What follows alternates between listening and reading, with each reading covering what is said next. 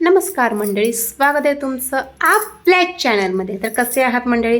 तर तुम्हाला सांगते, आज आम्ही निघालो आहोत बाहेर म्हणजे चिमूच्या मामाकडे. चिमूची आणि जियाची खूप घाई चालली होती की आम्हाला सुट्टी पडली, की आम्हाला मामाकडे जायचं आहे.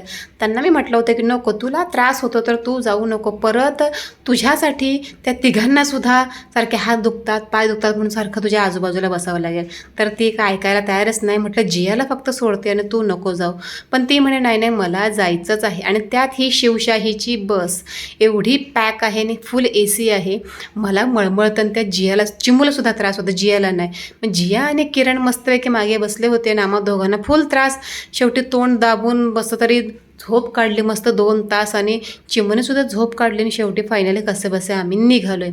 आता डॉक्टरकडे सुद्धा जमतं जाऊन येणं झालं होतं. केमलासुद्धा गेलो होतो, अगोदर वाडियाला गेलो होतो.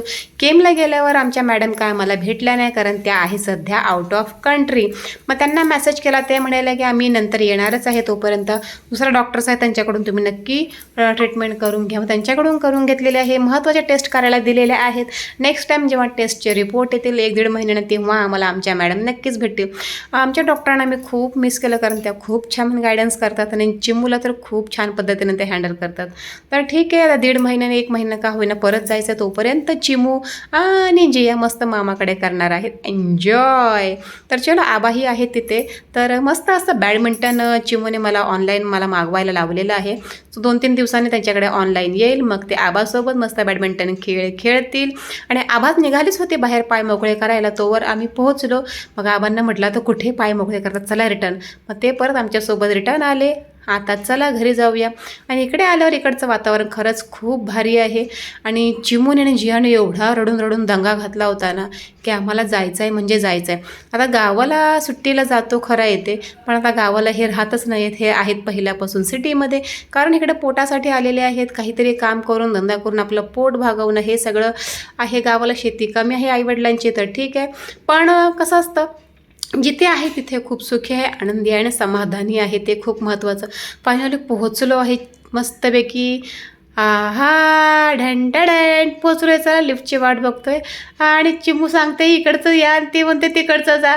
एवढी भीती वाटते रे चिमूला लिफ्टची. म्हणते नाही ना, आपण इथून जाऊया, वरतून पटकन लिफ्ट खाली आली तर काय करायचं. तरी म्हटलं काय नाही होत, चल 5-6 जणच आहेत. आणि फायनली तिला म्हटलं तुम्ही काय खेळताना ह्या पॅसेजमध्ये बॅडमिंटन खेळताना जास्त दगदग करू नका, आरामात खेळा. तर म्हणे ठीक आहे मम्मा, डोंट वरी, मी खेळते बरोबर.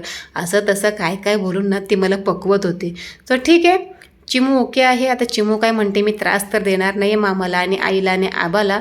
तर बघूया त्या कशा राहत आहेत. रोज तर तिचा अपडेट घ्यावी लागेल. आणि पप्पा आता घरी आमचे एकटे आहेत म्हटल्यावर लवकर मलाही रिटर्न निघायचं आहे, कारण त्यांना बाहेरचं जेवण जमत नाही, त्यांना घरातलंच जेवण लागतं.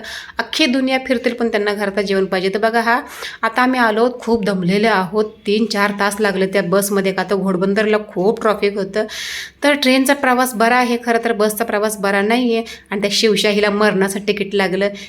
साध्या बसने आलो असतो तर 200 रुपयात काम झालं असतं. ह्या बसला 400 रुपये तिकीट गेलं. तर ठीक आहे, चलो, व्हिडिओ आवडला असेल तर नक्की लाईक करा. बाय.